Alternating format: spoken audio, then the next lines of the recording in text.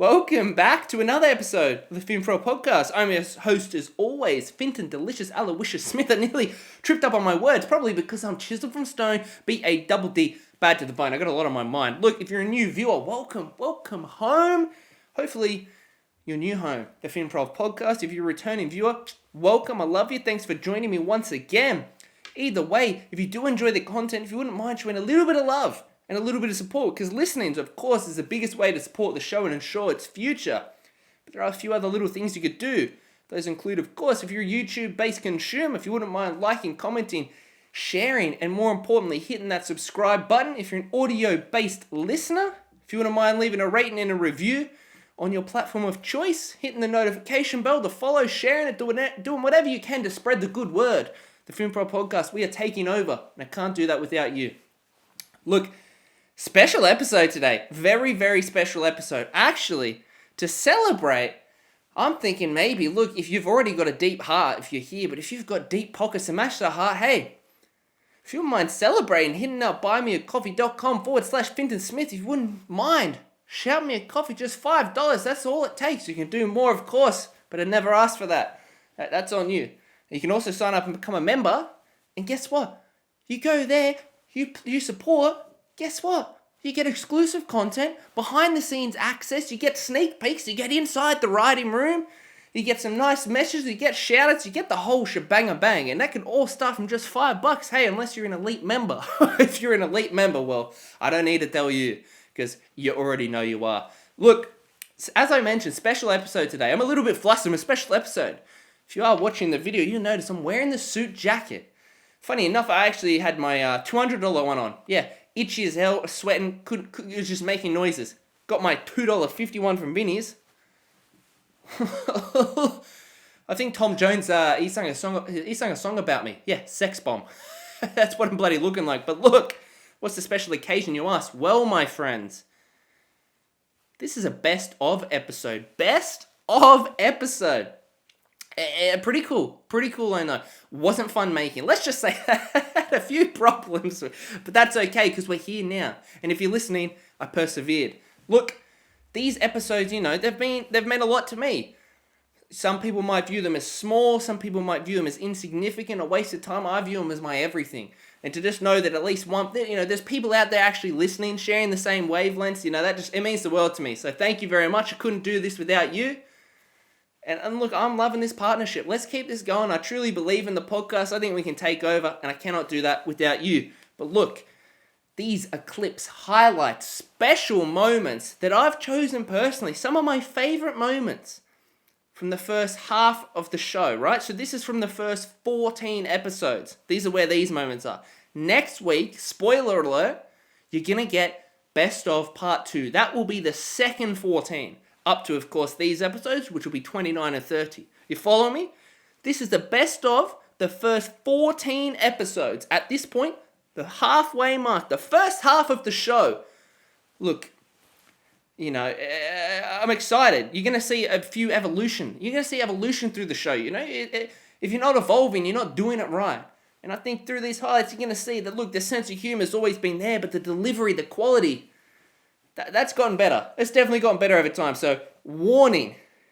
Maybe some poor mic quality, there may be some little things in there, but look, starting off, this one, I mean, it's a personal favorite. Starting off, I couldn't go past episode 4, the drop attack story.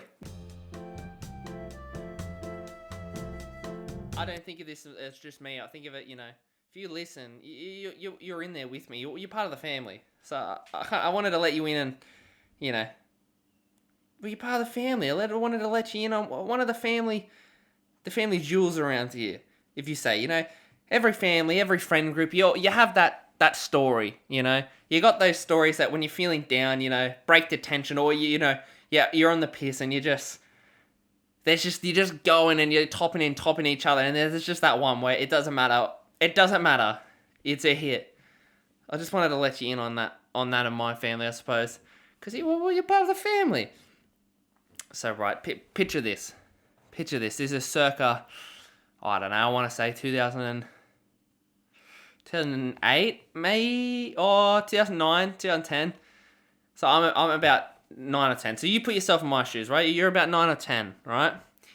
And then my brother, he had epilepsy at the time. He's a few years younger than me. He had severe epilepsy, so he used to have really bad seizures, which, is not funny, but they led to some funny moments, In retrospect, though, stop shaking, mate. Come on. Oh, well, yeah. Mom!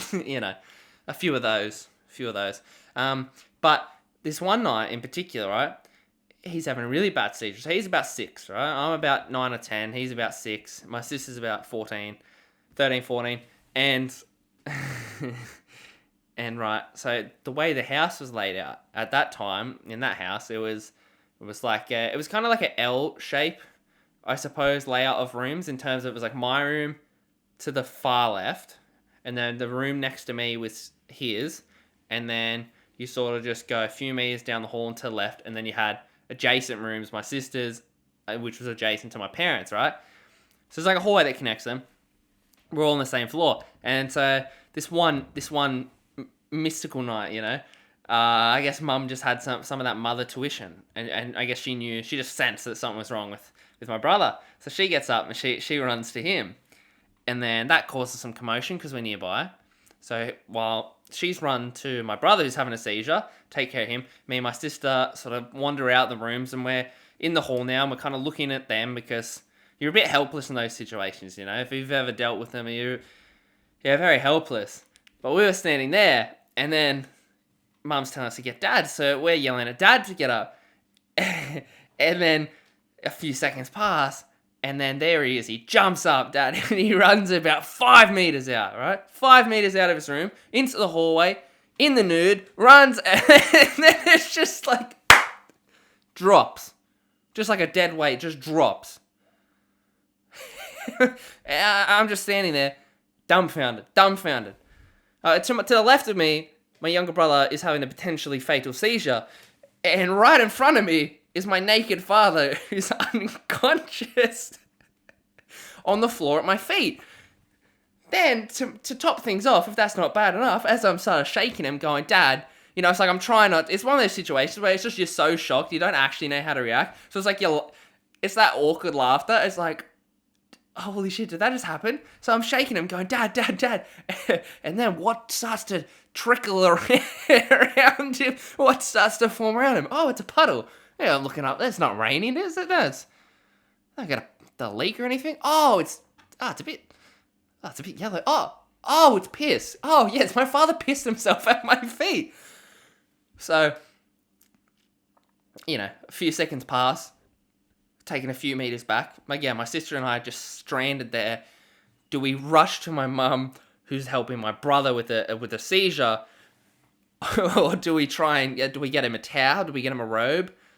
Our unconscious father, who's at our feet, face down in a pool of his own piss, butt naked, pool of his own piss, and then a few seconds pass, and he wakes up, and I guess that's the kind of.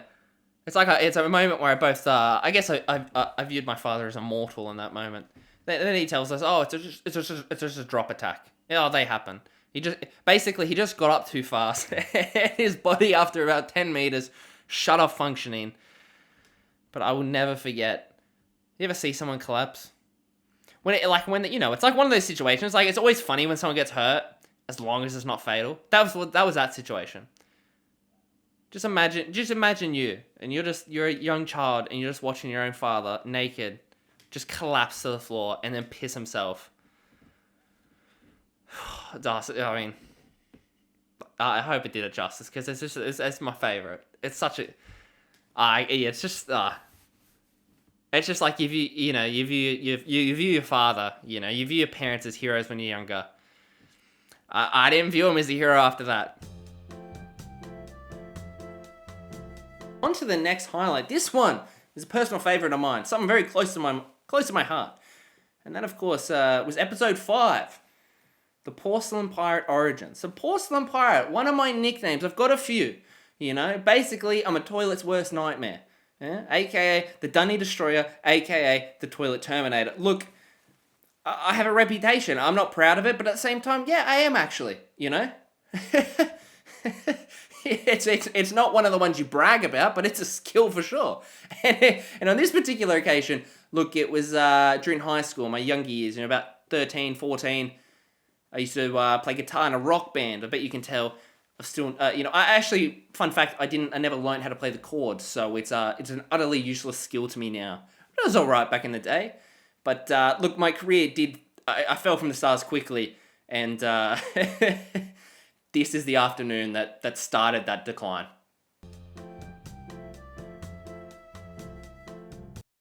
I do have one very fond memory of that place, though, because again, it didn't really teach me anything. It just taught me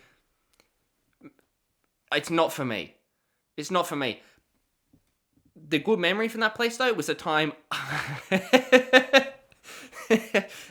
damn near killed him. I damn near killed a man, right? I used to, every time I'd walk from school to do it, right? It's not a bad walk, but I would get there way quicker. It's like if school finishes at 3 and it started at 4, and then I had awkward 30 minutes extra time, basically. So I'd always go down to the cholesterol corner, to the fast food outlets. And I was a Hungry Jack's man back then. Macca's was always packed. I didn't really like seeing people that I saw. I don't really like seeing acquaintances. I don't enjoy that. It's I know you, but I don't know you. So it's I'm not going to come up to you. Frankly, I'm not even going to acknowledge that we sort of know each other. It's we might have played 1 year of football together or something. It's we know each other. I'm not saying hi, so I don't want to be even in the same vicinity of you, because I just don't want to feel like I hate feeling like I have to say something, or that I should say something, and then if I don't, I feel bad. But if I do, then I feel awkward. So I would just go to Hungry Jack's. I went to Red Rooster. Jesus Christ, how are Red Rooster still in business? I know we've seen the theories that they're a money laundering or something. There's something. I've never shit harder than I did getting a cheeseburger from Red Rooster. Biggest mistake I could have made. I guess the red flag should have been that there was not a single soul. Hungry Jack's was packed, Macca's was packed, even Subway was packed, even Outback Steakhouse was packed. Yet Red Rooster had not a single person in there. It was literally like one of those movies where there's a tumbleweed blowing in, and I still went, oh, it's a $2 cheeseburger, I'll order it. Never shit harder. But the one time I went to Hungry Jack's, yeah, I shat pretty close. I used to always get the barbecue bacon cheeseburgers, and I got it.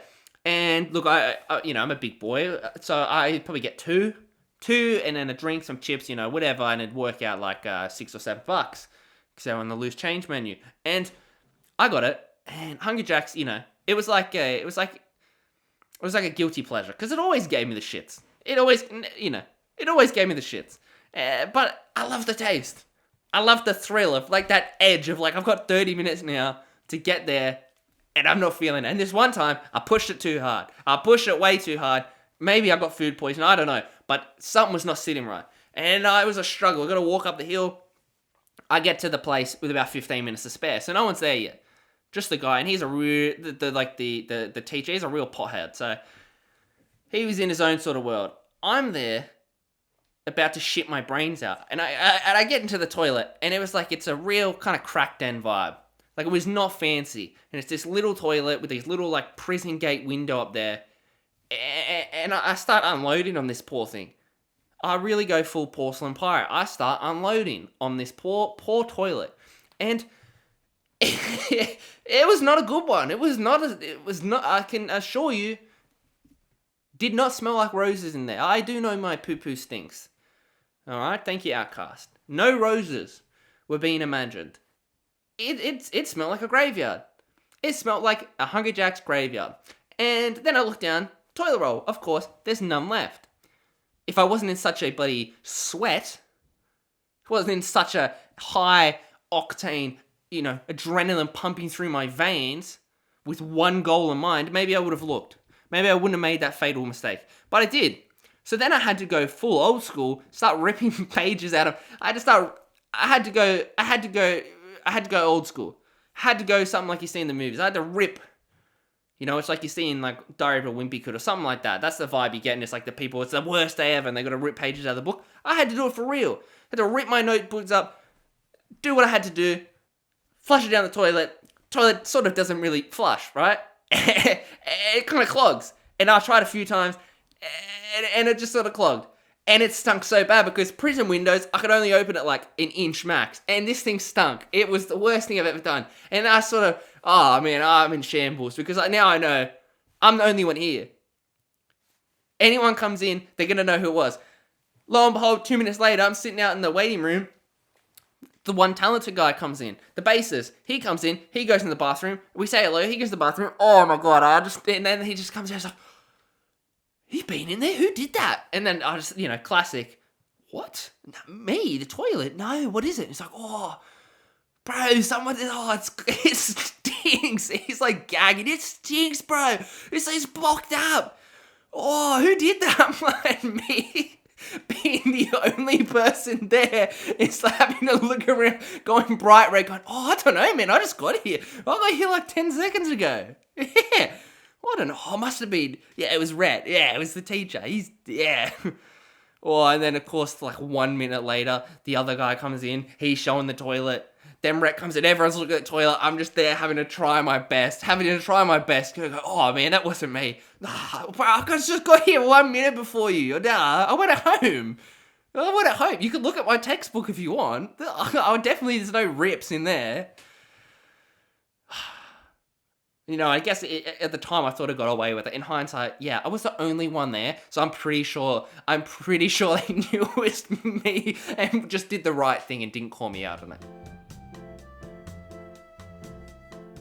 Hey, I'm sure we've all been there. Look, moving on to another highlight.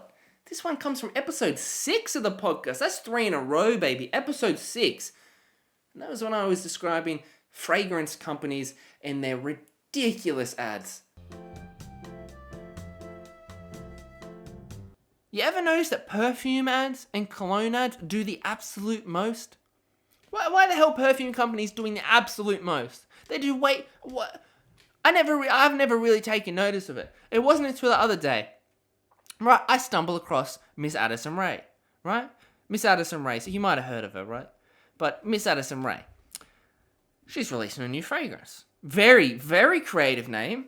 If you haven't already seen, spoiler alert, it's called ARF. You go, ARF, what the hell's that? Oh, it's Addison Rae fragrance. So it's very clever. I myself am a common man. I wear the smart casual fragrance for men, exclusively.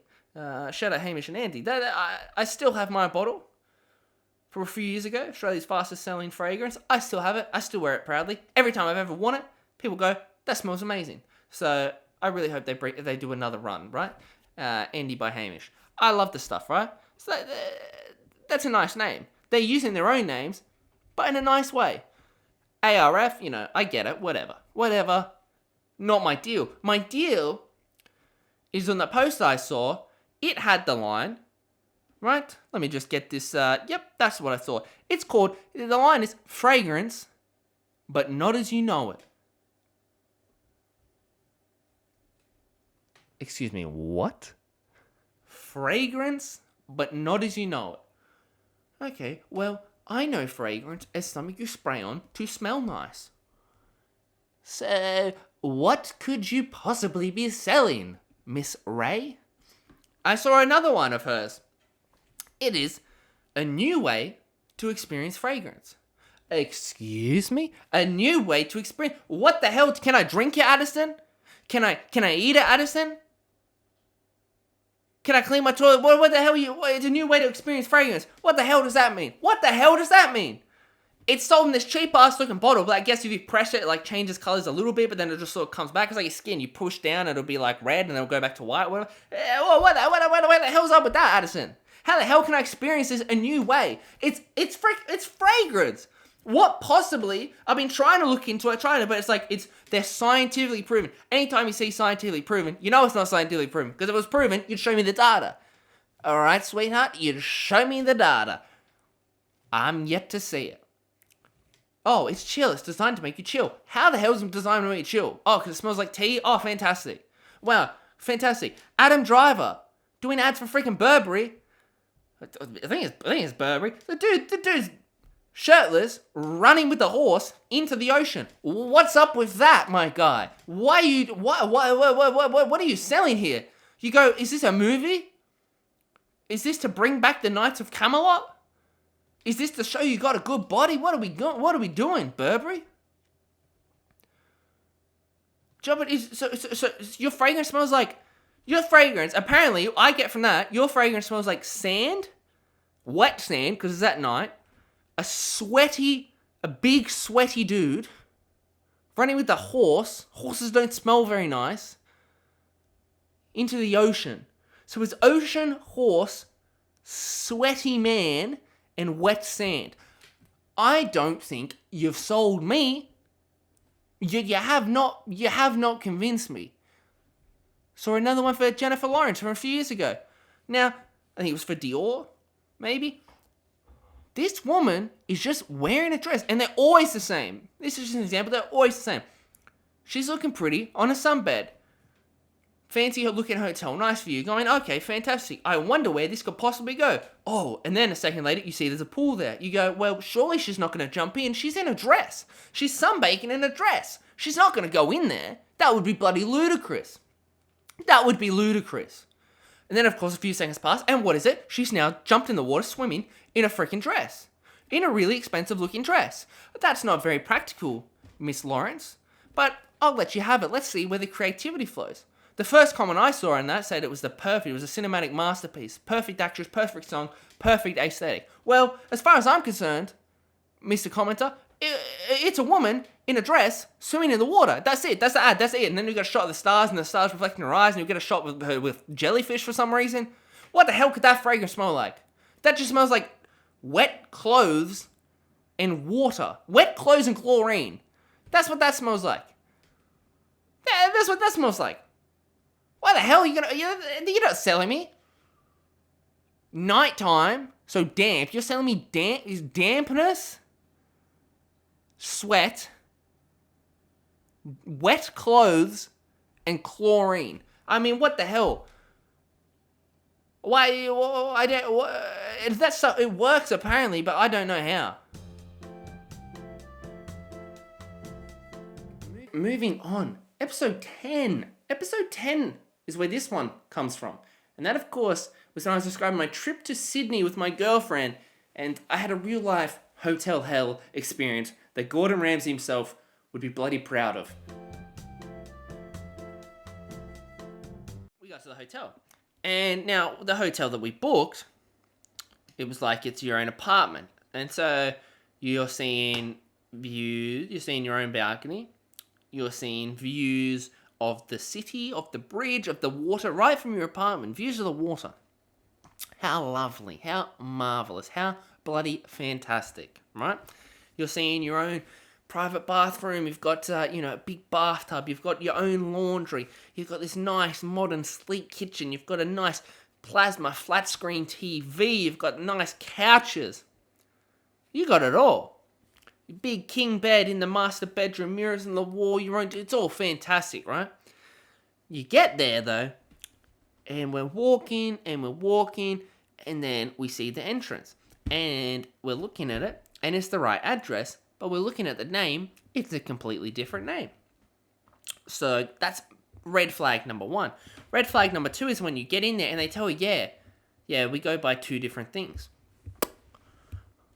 I'm not aware of too many companies that go by 2 separate things, knowingly. I'm not aware of that. And, it's a good sign. So that's red flag number 2. Red flag number 3 is the guy that, anytime they got to take a deposit from you straight away, it's like, you're taking the money right now. You're taking our money here. We're paying here right now. Why you need an extra deposit? That doesn't make sense to me. Especially if it's like, that doesn't make sense. If I'm paying you hundreds of dollars right here to you, why do you then need to take more money? Just so you know, just in case you break. What? Dog, I just gave you hundreds of dollars. Why would I want to then wreck stuff? So what? I don't understand that. Red flag number 4 is the stench of chlorine from the pool.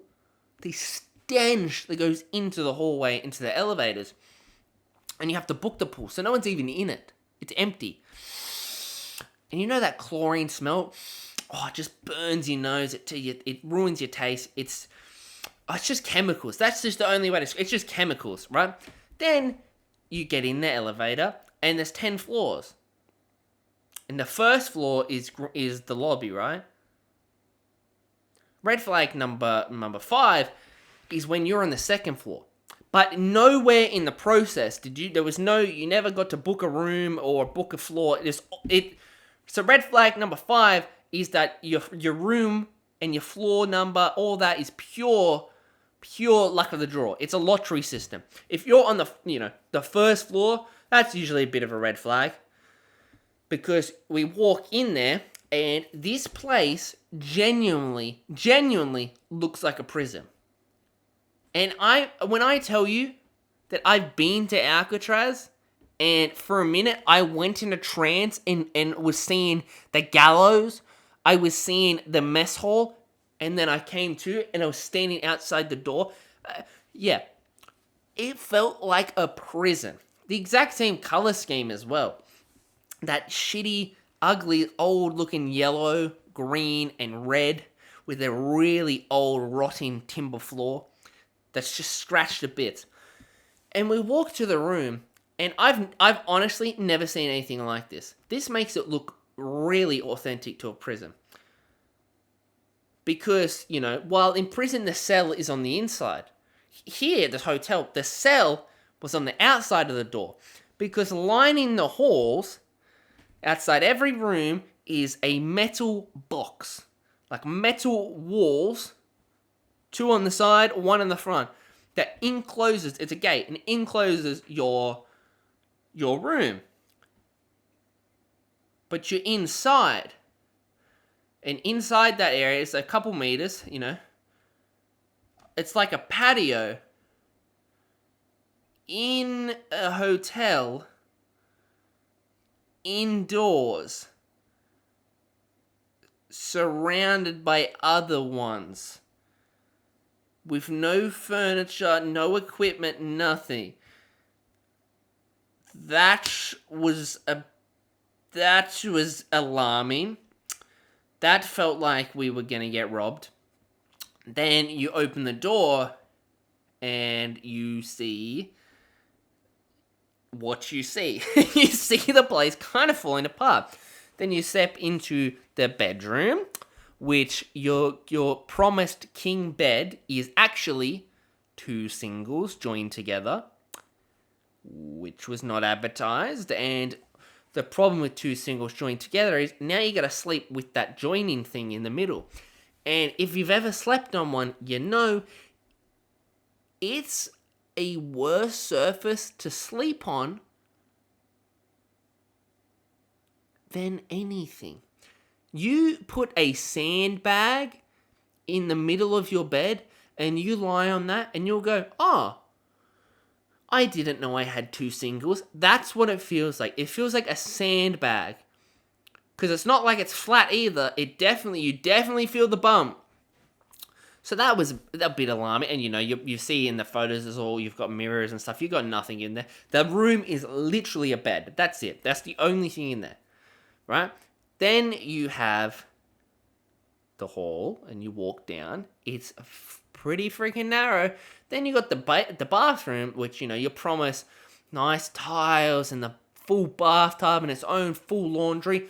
You don't get any of that, because what you get in there is a small little shower, right? With above it, it has, as any smart architect would do, is this fire alarm, like the safety sprinkler, is above the shower. Directly above the shower. Not even like it's off, it's... And I kinda, I'll be the first to admit, science isn't my best friend. Boy, do I love it. But I don't understand it. Any firemen and women listening, does it make sense to put a fire sprinkler on top of a shower, because I feel like the place where you use water the most and is all tiled wouldn't be at the top of the flammable list, you know. If your shower has caught on fire, I don't know if the sprinkler is going to do you much good at that point. I think if the shower, you know, the place where water comes out of is on fire, maybe, just maybe, it's too late. And more water from a little sprinkler, a smaller sized funnel, than the shower, it's probably not going to help. So you get back to me if I'm wrong in my assumption. But that was what I feel, right? And of course, there was no bathtub in there. And then the laundry is, you know, a sink, a washing machine, and dryer stacked right on top of each other. So cramped in the room that you actually physically couldn't open the door. And then when you actually take out the lint filter in the dryer, it's not been cleaned in months apparently, because the amount of dust that came out of that thing filled up the apartment. And I'm allergic to dust. And by allergic to dust, I don't mean I'm gonna die, but if you're living with me, you're gonna want to kill me, because I don't stop sneezing. My eyes get all they start to shut, the throat gets itchy. It's not good, right? Then you walk to the kitchen and you're expecting, well, at least we're going to have a modern sleek. No, it's nothing. It's stained, it's small, it's dirty, it's very poorly lit, and you've got a fridge that, you know, one of these ones that you haven't even touched it, and it's just making this sound.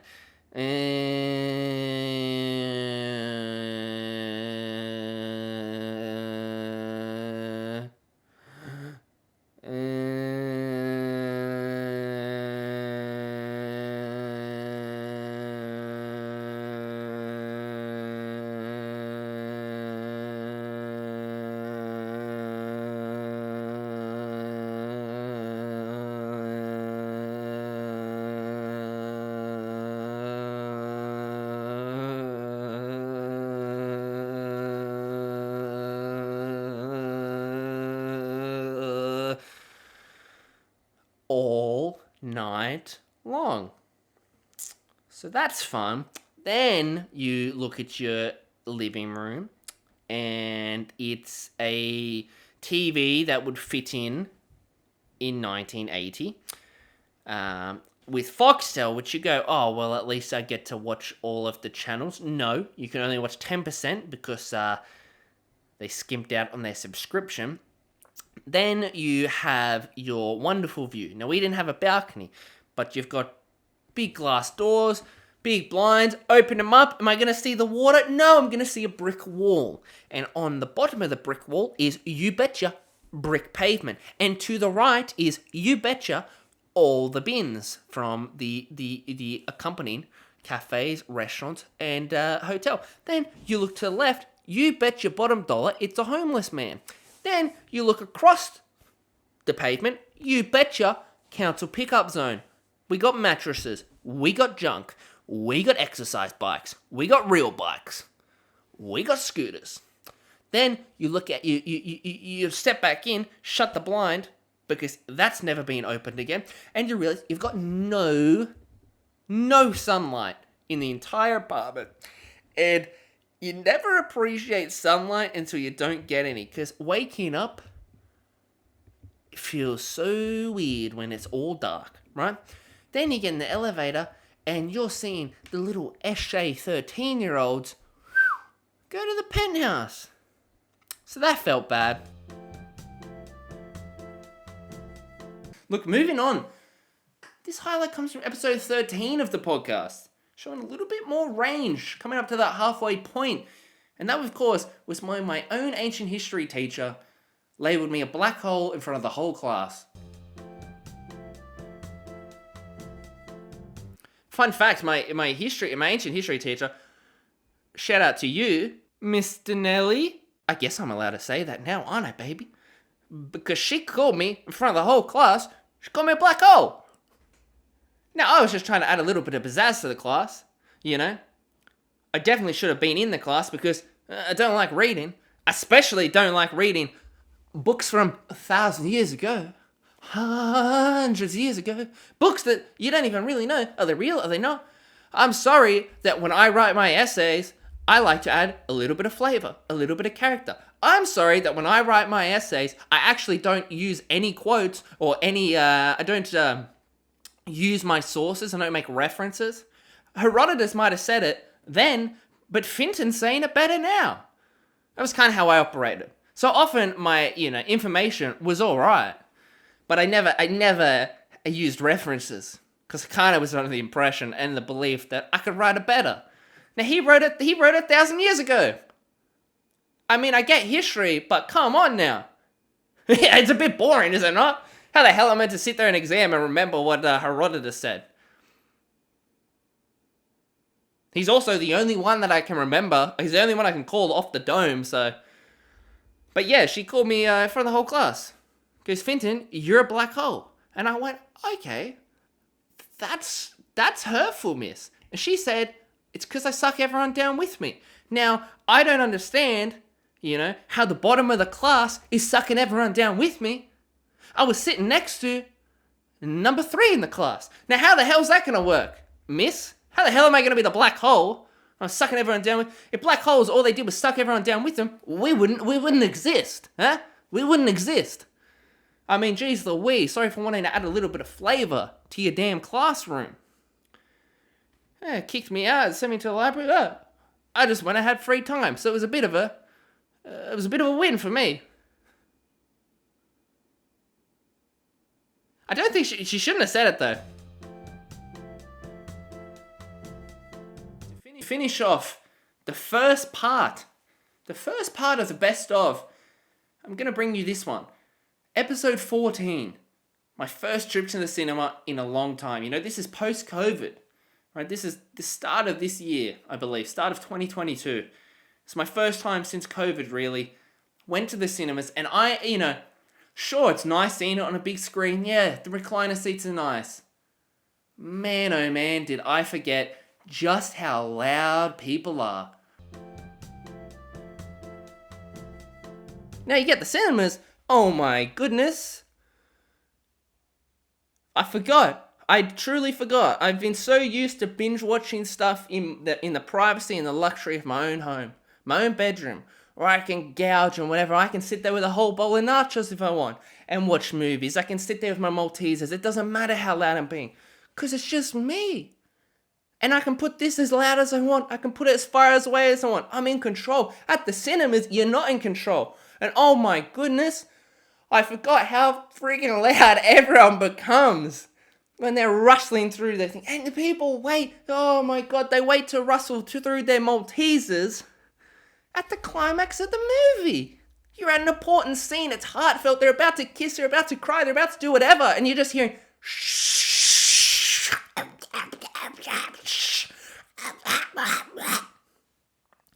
Sound like goddamn Dobby's in the room with me. Precious. My guy, you're eating Sour Patch Kids. They shouldn't even have a crunch. Yet somehow in the cinemas, they have a crunch. You have people slurping on their drinks. Here's a little role play for you.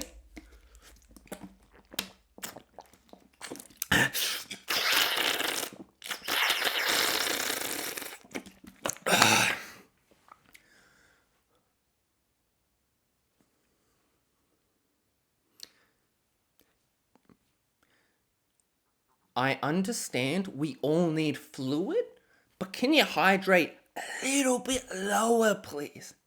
Just a little bit lower, please. That was my experience. I was actually quite proud of myself because the first 20 minutes, I was about to kill someone. I was about to get up and leave. Jump the rail, hope no one's under me because I'm leaving. And I stuck through it. Oh, and then you get the kids. Oh my god, please don't bring your little kids to the movies. Oh my god, leave them alone. Leave them at home. Get a sitter. I don't want to hear a little baby crying. Oh, I don't want to do it. Then my worst... It reminded me of the time when I was at camp in America as a camp counselor. We went to the cinemas. We watched the new Lion King. Right? The remake. Me personally, again, Don't need to get into it. I do not enjoy just live action remakes of old classics. I don't understand what the point is. I get the point, of course, and if you do it right, it can be great, but rarely they do it right. And The Lion King, oh my, I remember in that trip, everyone was losing their mind, losing their bloody marbles about The Lion King. Oh my god, it's like my favorite movie ever. Oh my god, that's my childhood. Oh, it's so romantic, and Simba, and he leaves, and then he becomes a man, and oh, he beats that nasty Scar. Before the remake came out, did anyone remember Lion King? Did anyone remember anything about it? Now, I remember when I was 5, I must have loved the bloody thing. I'm sure I did, because I was a human being, I was a little kid, I was a child. We all did, we all loved it. But geez Louise, you gotta pretend like it was your whole life? Like every single waking moment of your day, of your year, of your life, you've dedicated to Lion King, you've thought about it, you've dreamt about it, you've prayed about it, you slept about it, you've done everything about it. You eat, sleep, repeat. Lion King. No. No one did. Yet that was all I heard. All I heard the whole week. We knew we were going there. That's all I heard. But then when I'm telling them to stop talking, when I tell them how it is, I say, you tell me something about the movie. You tell me, come on, tell me the main plot. Tell me who's the side character. What was the name of the toucan? You know what I mean? Couldn't tell me a damn thing. Now, we watched the movie. Not very good. I didn't enjoy it personally. Part of the reason I didn't enjoy it is we had a whole busload of Brazilian children with us, right? Not to single them out, but Brazil, you left a nasty impression on me because these kids were a bunch of little rat bags. In a whole packed theater, they are shouting and yelling and talking and, oh my god, crunchy and slurping. Oh, I was like slumped over my seat crying because I'm the only one there telling them to shut up. I truly think kids are too protected nowadays. Not to get too controversial, but way too... People let children walk all over them. We're human beings. That's not how it works. You're this big, and it's not because you have a deficiency. It's because you're a child. Okay? So, you're under me. That's the lay of the land. That's how the pecking order works. You don't even reach my waist, and you think I'm going to let you walk all over me? It's not going to happen, sister, right? That's why I went, dodgeball and, capture the flag came. No one was capturing my team's flag, huh? We'll leave it at that. But there, these kids, right? So annoying. Completely ruined the experience for me. For that flip of the coin, we went a week later, we watched Toy Story 4, and I wasn't the one dealing with the kids that time. I sat next to the 90-year-old nurse. She cried on my shoulder. God, oh my god, I was such a gentleman. I was such a bloody gentleman. I can't remember her name though. But I hope you're doing well. She's no doubt a listener. Anyway, to circle back, the other nightmare you can have at the cinema, right? The whole ordeal with people being loud and the noises, and if you're wired like that, you're gonna have a horrible time, right? The other side of the coin, well, not other side of the coin, but the other aspect of the cinema that can be terrible is just the potential pain you have when someone's sitting in your seat. When someone's sitting in your seat, and you're looking around, and you're sort of, we were in there, and there was a guy. And he was sitting down, right? He was by himself. And then, we were in there pretty early. And this guy sits down and he's in the seat. And then a few minutes later, a group of 4 or so come in. They're like, oh, sorry, mate, you're in our seat. And then he's, I'd already told a story at dinner earlier about the time I was in his position, which I'll get into in a minute, right? But then he moves. He goes, oh, sorry, guys. I must have got the wrong aisle or whatever. So he sits in the aisle across from them. And you're going, Instantly, I'm going, he's a kindred spirit. He's a lost soul. We're a bird of a feather. I've been in your position, my friend. Don't do what you're about to do. Don't do what you're about to do. But he does. He sits down. A few minutes pass. You can see the tension's gone down a little bit. He thinks he might be in the clear. It's pretty empty in there, right? Lo and behold, group of 2 comes in, goes, oh, sorry, champ. You're in our seat. Then he's got to he's scrambling at this point. This is the second time he's been asked to leave. He's scrambling. He moves again. He sits somewhere else. A few minutes later, I'm almost reaching over to him. He's across from me now. I'm going, please don't do this to yourself. Do not do this to yourself, my friend. If you've truly snuck in, sit down at the front where definitely no one's going to sit. Don't do this to yourself. He does. I'm going, it's like watching the bloody Titanic go down. I'm going, if only you had have avoided the iceberg. You could have seen it. You could have done it. You could have done something, but he doesn't. He does it to himself, and lo and behold, someone asks him to move, and then he's sitting at the back. He's right in the middle of the back, and I'm going, this is a nightmare. This is a nightmare. What are you doing? I'm now anxious for the poor bloke, because he sits in the back, and then the back fills up. I didn't look back to confirm, but he must have been in the middle of two families. He must have been the only spare seat. And I just went, why'd you do that? That's the worst pain you can experience. When someone's sitting in your seat, and you don't have the confidence and the kahunas, but to tell them, but really you shouldn't need any of that, because it's common courtesy, and it's a simple tap on the shoulder. But obviously some people don't take it like that, because they get all, defendant, they get defensive, and they go, oh no mate, I'm gonna see. It's like, well no, you can't bloody read, Mark, you can't read, alright? My goodness, are we filming a Specsavers ad? Because, I know where you should have been. Then that happened to me once, right? Now, I was actually with my ex once, so maybe that's why we didn't work out, because we were both cowards. You can't both be cowards, alright? Because we get there, I was watching Finding Dory. Get there, someone's in our seat, going, uh-oh, I'm 17. These things haven't dropped. I've not got the skill set for this. Neither did she. So, that's it, I'm looking at her, she's looking around going, this is recipe for disaster, because again, it's always when the cinema's kind of empty, so you're going, okay, you're hedging your bets, you're going, all right, I'll give them the benefit of the doubt, because maybe someone's done it to them, I don't know. And it's always people that are older than you, right? So it's like, I don't want to tap a 50-year-old on the shoulder and go, hey champ, you can't read a ticket correctly,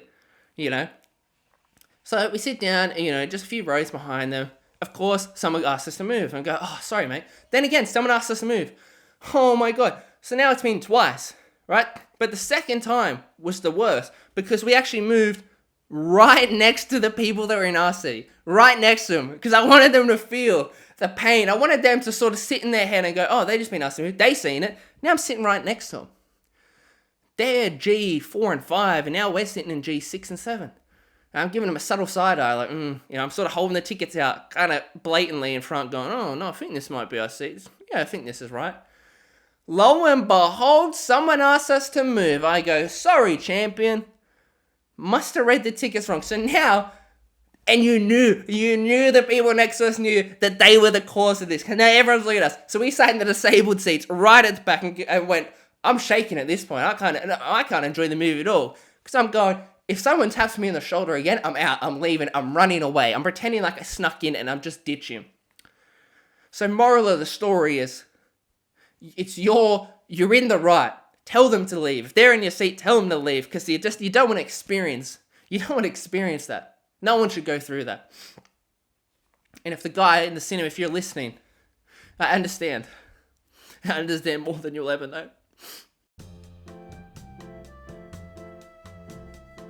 That concludes today's episode. The best of part 1 of the Finprov podcast. Once again, thank you. I couldn't be here without you. Yeah, it might not be a big deal for some, but it's a huge deal for me. I appreciate you all. If you do enjoy the content and you enjoyed today's video, not only do I want you to get giddy and excited for next week's part 2, but I'd love if you could show a little bit of love and support. If you're a YouTube consumer, if you wouldn't mind liking, commenting, sharing, and most importantly, hitting that subscribe button. And if you're more of an audio junkie, if you wouldn't mind rating and reviewing on your platform of choice, as well as hitting the notification bell, sharing the show, just spreading the word in general. Of course, if you've got deep pockets to match your deep heart, if you wouldn't mind heading to buymeacoffee.com/Fintan Smith, all available through my link tree, and it's on every single podcast episode description on both audio and video. But there, you could pledge $5. That's the price of a coffee. Of course, you could do more. Or if you're really game, if you're really we're not an army at Finprov. Most people have armies or gangs for their fan bases. No. You're not a fan of mine, you're a friend of mine. And you're also a Finprover, because we have Finproving society together. Look, if you do that, you get some access to some pretty cool stuff, some behind the scenes footage, sneak peeks into the side of the mind of a genius. You'll get some say, some input on the direction of the show, but most importantly, once again, we'll be connecting, and that's all I want. Look, signing off for another episode. Fintan, Delicious Aloysius Smith, the man, chisel from stone, and B-A-double-D, bad to the bone. Hope to see you next week. Goodbye.